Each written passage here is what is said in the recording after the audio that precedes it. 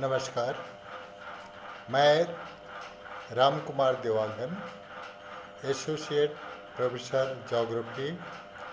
आज हम BA part 2 के अंतर्गत मानव प्रजातियों के बारे में अध्ययन करेंगे। मानव प्रजातियां विश्व के विभिन्न भागों में निवास करने वाले मनुष्यों की सामान्य जैविक विशेषताओं एवं जीवों की तुलना में एक सी मिलती है। तथापि विभिन्न क्षेत्रों के निवासियों में भिन्न रक्त वर्ग तथा विशिष्ट शारीरिक लक्षणों के सम्मिलित स्वरूप में भिन्नता भी दृष्टिगोचर होती है।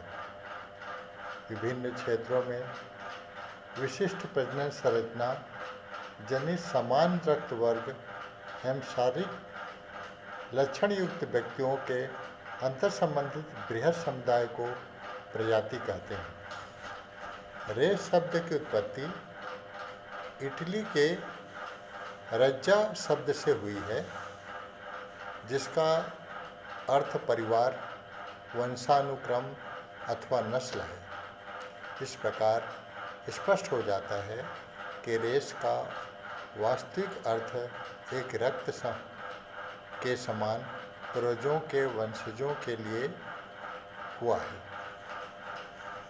मानव प्रजाति या निवंश एक जैविक विचार है जिसका अभिप्राय उस मानव वर्ग से है जो वंशानुक्रम के द्वारा शारीरिक लक्षणों में समानता रखता हो। वह एक नस्ल या जन्मजात संबंधों का मानव वर्ग हो। मानव प्रजाति में कई वर्ग हैं जिनकी भिन्नता का आधार शारीरिक बनावट के लक्षण होते हैं। यहाँ पर मानव प्रजाति का अर्थ किसी सामाजिक वर्ग या सांस्कृतिक वर्ग से नहीं है, वरन प्राकृतिक नस्ल से है। किसी भी मानव प्रजाति के शारीरिक लक्षण उस प्रजाति से वर्ग के वंशानुगत द्वारा पीढ़ी दर पीढ़ी आगे भविष्य में जारी रहते हैं।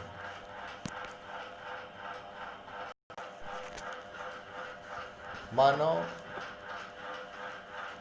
प्रजाति की परिभाषा ग्रिफिथ टेलर के अनुसार मानव प्रजाति नस्ल को प्रकट करती है, न कि प्रजाति को। निष्कर्ष में प्रजाति की परिभाषा देते हुए सभी नृतत्ववेत्ता सहमत हैं। पहला, किसी मानव प्रजाति को प्रजाति की संज्ञा तभी दी जा सकती है जब वह मान्य समुदायों से वंशानुक्रम में भिन्न हो। यदि समुदायगत विभिन्नता मात्र प्राकृतिक अथवा सांस्कृतिक वातावरण जनित हो तो उसे प्रजातिगत भिन्नता नहीं माना जा सकता। दूसरा, मानसिक उपलब्धियां बहुत हद तक सामाजिक सांस्कृतिक वातावरण से प्रभावित होती है, अतएव उन्हें प्रजातिगत लक्षण नहीं माना जा सकता। उसी प्रकार किसी व्यक्ति की राष्ट्रीयता किसी राष्ट्र विशेष में जन्म लेने या निवास करने से निर्धारित होती है, इसलिए इसका प्रजाति से प्रत्यक्ष संबंध नहीं है। इसी तरह भाषा, धर्म आदि सांस्कृतिक अभिव्यक्तियों का भी प्रजाति से कोई आवश्यक लगाव नहीं है। प्रजातियों का वर्गीकरण। प्रजातियों के वर्गीकरण में दो प्रकार के आधार तत्वों का उपयोग किया गया है। पहला, बाह्य शारीरिक सादृश्य, दूसरा संपित्रयक एकसूत्रता।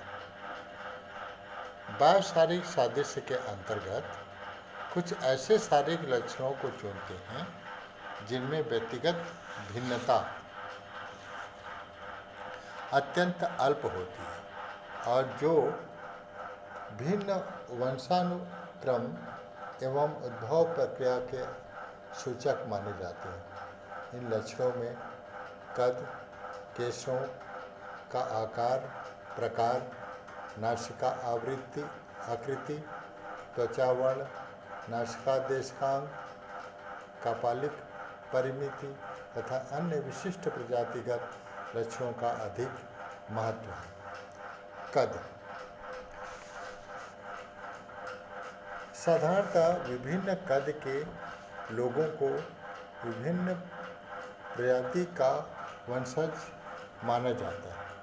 ठिगनी या नाटे कद के लोग मनुष्य की प्रारंभिक अवस्था के तथा लंबे कद के लोग मनुष्य की अपेक्षाकृत विकसित अवस्था के सूचक माने जाते हैं। 150 सेंटीमीटर से कम बौने, 160 सेंटीमीटर से कम नाटे, 170 सेंटीमीटर तक मंझोले तथा उससे अधिक ऊंचाई के लोग लंबे कद के माने जाते हैं।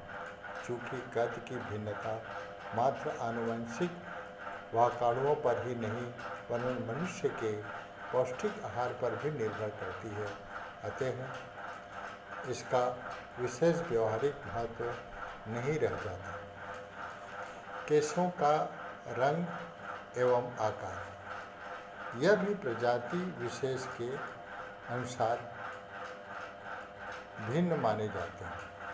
आकार के दृष्टिकोण से केश 3 वर्णों में विभाजित किए गए हैं।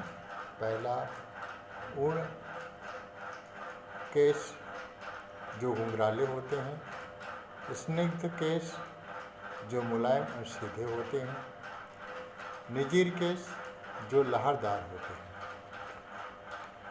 नासिका आकृति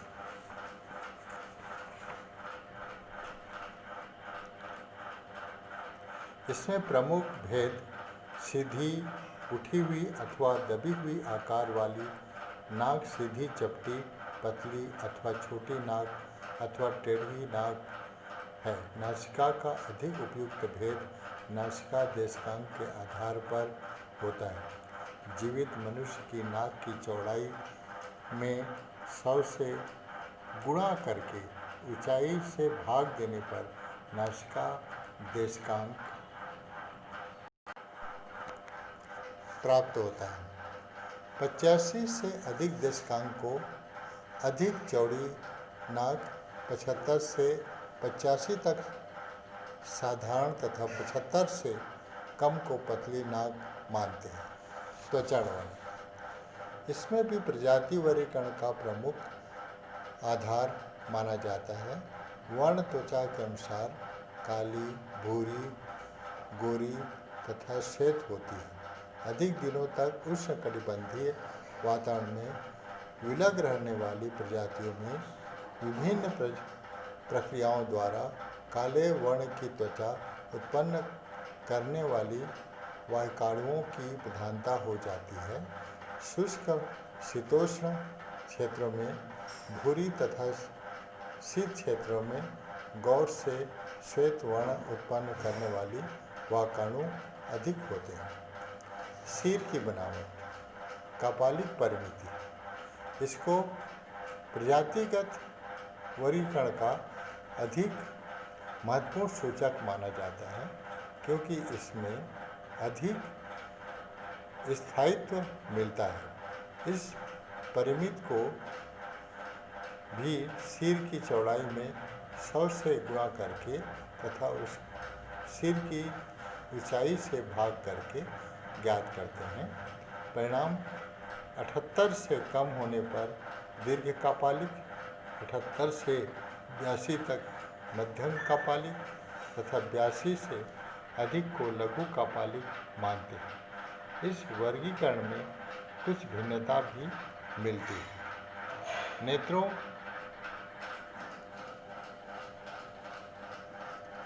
का घातांक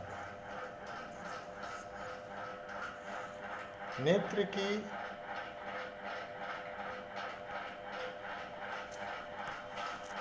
की गोलक छिद्र की लंबाई चौड़ाई का अनुपात या घातांक नेग्रिटो प्रजाति में लगभग 80 होता है। ऑस्ट्रेलाइड में 87, मेडिटेरेनियन प्रजाति में 88 और अल्पाइन तथा मंगोलाइड प्रजाति में 92 से 94 तक होता है। शारीरिक लक्षणों के आधार पर प्रजाति वर्गीकरण की आलोचना। यद्यपि प्रजाति का परंपरागत वर्गीकरण उपयुक्त शारीरिक लक्षणों के आधार पर होता आया है, आधुनिक नृतत्ववेत्ता इन आधारों को युक्ति संगत नहीं मानते। इनके निम्न कारण हैं।